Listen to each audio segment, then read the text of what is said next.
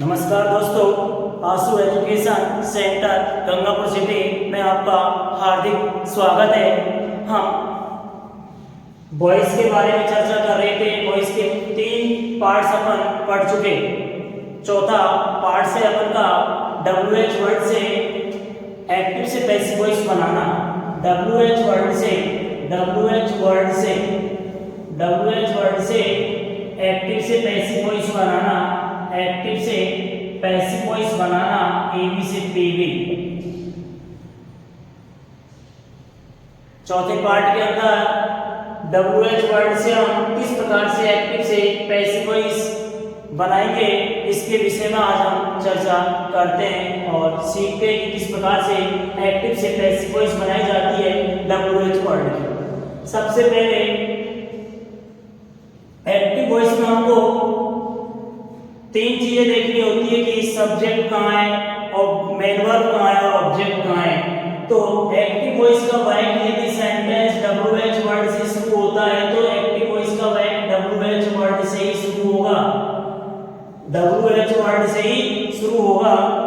इसके बाद WH word के बाद हेल्पिंग वर्ब आती है।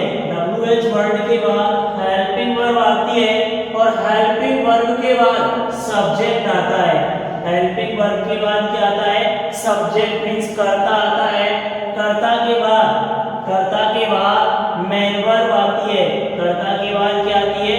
Main verb. कर्ता के बाद आती है मेन वर्ब, मुख्य क्रिया। और मुख्य क्रिया के बाद ऑब्जेक्ट आता है। मुख्य क्रिया के बाद क्या आता है? ऑब्जेक्ट। और वाक्य के अंत में क्वेश्चन मार्क चिन्ह आता है। वाक्य के अंत में क्वेश्चन मार्क चिन्ह आता है। अब सीखना है कि एक्टिव वॉइस से पैसिव वॉइस बनाना है तो सबसे पहले क्या आएगा? सबसे पहले एक्टिव से पैसिव वॉइस बनाते हैं तो एक्टिव वॉइस का वाक्य WH वर्ड से शुरू होता है तो पैसिव वॉइस के वाक्य को भी WH वर्ड से ही शुरू करेंगे। पैसिव वॉइस के वाक्य को भी WH वर्ड से शुरू करते हैं। इसके बाद हेल्पिंग वर्ब है तो WH वर्ड के बाद हेल्पिंग वर्ब ही लेके आते हैं। WH वर्ड के बाद हेल्पिंग वर्ब ही लेके आते हैं। यदि हेल्पिंग वर्ब के बाद एक्टिव वॉइस के ऑब्जेक्ट को पैसिव वॉइस में सब्जेक्ट बना देते हैं। पैसिव वॉइस में एक्टिव वॉइस के ऑब्जेक्ट को पैसिव वॉइस में सब्जेक्ट बना देते हैं। अब इस सब्जेक्ट के अनुसार यहाँ सहायक क्रिया थी, लेकिन यहाँ पर एक्टिव वॉइस के ऑब्जेक्ट का सब्जेक्ट बना दिया तो इस सब्जेक्ट के अनुसार यहाँ सहायक क्रिया होगी। यदि सहायक क्रिया के साथ बीन लगना है, सहायक क्रिया के साथ बीन लगना है या बीइंग लगना है या बी लगना है तो इसका सब्जेक्ट के बाद आएगा। ये सब्जेक्ट के बाद आएगी। सब्जेक्ट के बाद एक्टिव वॉइस के ऑब्जेक्ट को सब्जेक्ट बनाने के बाद मेन वर्ब की थर्ड फॉर्म लेके आते हैं। मेन वर्ब की कौन सी फॉर्म लेके आते हैं? Third form. और मेन वर्ब की थर्ड फॉर्म के बाद अपनी तरफ से वाई लगाते हैं। वाई लगाने के बाद एक्टिव वॉइस के सब्जेक्ट को पैसिव वॉइस में ऑब्जेक्ट बना देते हैं। पैसिव वॉइस में क्या बना देते हैं? ऑब्जेक्ट। और वाक्य के अंत में क्वेश्चन मार्क चिन्ह लगा देते हैं।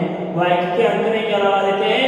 क्वेश्चन मार्क चिन्ह लगा देते हैं। तो एक्टिव वॉइस का वाक्य शुरू होगा WH वर्ड से। WH वर्ड के बाद आएगी हेल्पिंग वर्ब और हेल्पिंग वर्ब के बाद आएगी सब्जेक्ट और सब्जेक्ट के बाद आएगी मेन वर्ब और मेन वर्ब के बाद ऑब्जेक्ट और ऑब्जेक्ट के बाद क्वेश्चन मार्क चिन्ह होगा।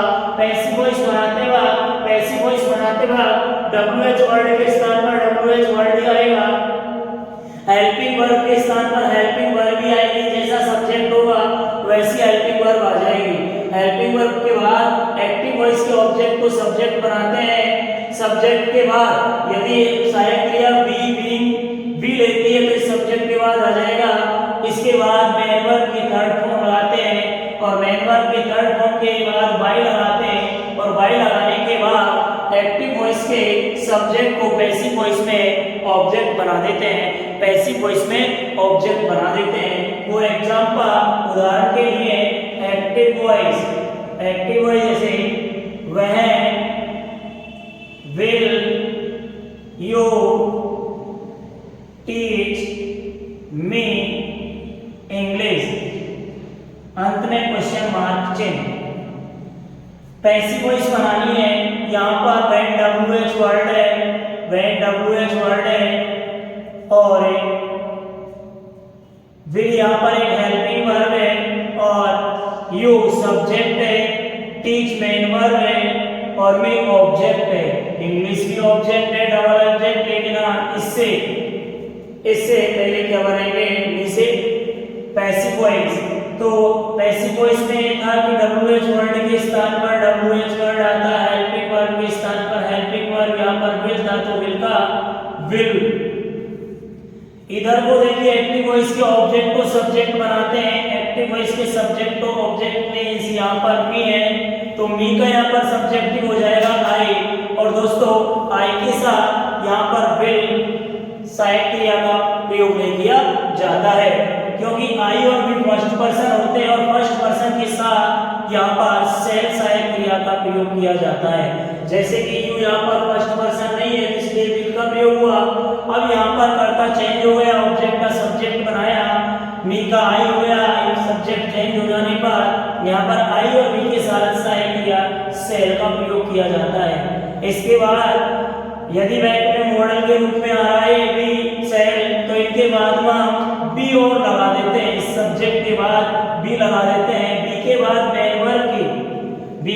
मेन वर्ब की थर्ड फॉर्म लगाते हैं, टीच की यहाँ पर थर्ड फॉर्म होगी टॉट, TAUGH। यहाँ पर एमपी की थर्ड फॉर्म होगी टॉट, और मेन वर्ब के बाद अपन का एक ऑब्जेक्ट और बच रहा है, डायरेक्ट ऑब्जेक्ट बोलते हैं इसे, इंग्लिश, ENGLISH इंग्लिश। इसके बाद वाई लगाते हैं और वाई लगाकर एक्टिव वॉइस के सब्जेक्ट को, एक्टिव वॉइस के सब्जेक्ट को पीवी में ऑब्जेक्ट बनाते हैं, यानी यू का ऑब्जेक्टिव केस यू ही रहता है और वाक्य के अंत में प्रश्नवाचक चिन्ह लगाते हैं। तो एक्टिव से पैसिव वॉइस बनाते हैं, तो एक्टिव वॉइस का WH वर्ड से शुरू होता है, तो पैसिव वॉइस के वैक को भी WH वर्ड से शुरू करते हैं। एक्टिव वॉइस के वैक में हेल्पिंग वर्ब होती है, तो यहाँ पर भी हेल्पिंग वर्ब आएंगे, जैसा करता होगा वैसी क्रिया आएंगे। यहाँ पर ऑब्जेक्ट को सब्जेक्ट बनाया, मी का आई हो गया, यहाँ पर मॉडल सेल मॉडल के रूप में आया तो उसके पीछे बी और लगाया सब्जेक्ट के बाद, एमपी की थर्ड फॉर्म लगाए, इधर को इंग्लिश और बचा है, इंग्लिश यहाँ पर लगाया, वाई लगाया, वाई के बाद में एक्टिव वॉइस के सब्जेक्ट को पैसिव वॉइस में ऑब्जेक्ट बनाया और अंत में प्रश्नवाचक चिन्ह लगाया। एक्टिव वॉइस के सब्जेक्ट में यानी पूरा ऑब्जेक्टिव के यू ही होता है। एक और देखिए दोस्तों, active voice where are you going my son. यहाँ पर पैसिव वॉइस बनानी है, इसके WH word helping verb subject going MP main verb और ये माय ऑब्जेक्ट। यहाँ पर WH वर्ड के स्थान पर WH वर्ड, वेयर का वेयर, हेल्पिंग वर्ब के स्थान पर हेल्पिंग वर्ब। लेकिन पहले देखते हैं कि एक्टिव वॉइस के ऑब्जेक्ट को पीवी में सब्जेक्ट बनाते हैं, तो माय सन का माय सन। यहाँ पर यू प्लूरल नाउन था इसलिए यहाँ पर बहुवचन की क्रिया आई, लेकिन माय सन सिंगुलर नाउन है और सिंगुलर नाउन के साथ एक वचन की क्रिया आती है, एक वचन की क्रिया होती है इज। कंटीन्यूअस टेंस है, कंटीन्यूअस प्रेजेंट का इज है, वहां सहायक क्रिया लेता है, सिंगुलर नाउन के साथ इज लेता है, प्लूरल नाउन के साथ आर लेता है, आई के साथ एम लेता है। तो यहाँ पर सिंगुलर नाउन है इसलिए इज, यहाँ पर इज एम आर हो तो इनके बाद बीइंग और लगा देते हैं, इनके बाद बीइंग लगा देते हैं इस सब्जेक्ट के बाद। इसके बाद में वर्ब की थर्ड फॉर्म है गोइंग, यहाँ पर एमपी है तो गोइंग की थर्ड फॉर्म होती है गॉन। इसके बाद में वाई लगाया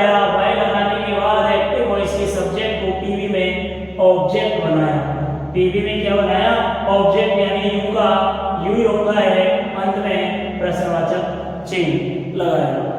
तो दोस्तों आज हमने चर्चा की है WH वर्ड से किस प्रकार से डायरेक्ट से इनडायरेक्ट बनाते हैं। मैं अभी एक आपको देता हूं और आप पे मुझे करके बताना, कमेंट्स बॉक्स पर कमेंट करके बताना, ताकि मैं ये जानूं कि हाँ आप कुछ समझ रहे हो या नहीं समझ रहे हो, कुछ ध्यान दे रहे हो या नहीं दे रहे हो। एक एग्जाम्पल मैं आपको यहाँ पर देता हूँ।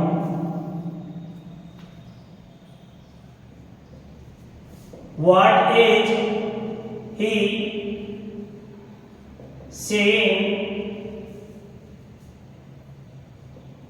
in the class?